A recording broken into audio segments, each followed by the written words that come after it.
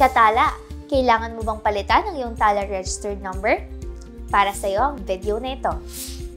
Simple lang naman ang gagawin. Kailangan lang mag-send ng email sa support@tala.ph. Pero ang tanong, ano-ano nga ba ang ilalagay sa email na ito?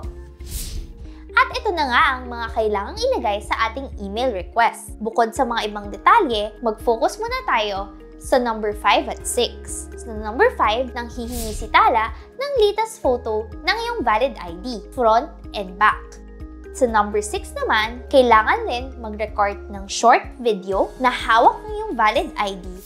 Magandang umaga po, ako po si Lara Cruz. Ang petsa ngayon ay February 24, 2024. Gusto ko pong ipabago ang aking Tala registered number sa lumang 0917-1234567 at ipapalipat ko lang po sa bago kong number na 0919-8765432. Ang rason po, nasira po ang luma kong SIM card at gusto ko pong mag-loan muli.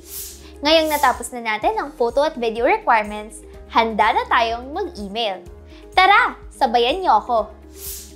I-open lang ang iyong email app at mag-compose ng bagong message. Sa to, ilagay lang ang support@tala.ph. At para naman sa subject, pwedeng ilagay ang request to change Tala registered number. At para naman sa mismong message, ilagay na ang mga detalye na na-research natin sa Tala Help Desk. Malapit na tayong matapos mga katala. Para naman sa pag-attach ng ating photo at video requirements, pindutin lang ang button na matatagpuan sa upper right corner. At ayun na nga mga katala, ang steps kung paano palitan ang iyong Tala registered mobile number. Bigyan lamang si Tala ng up to 24 hours para iproseso ang iyong request.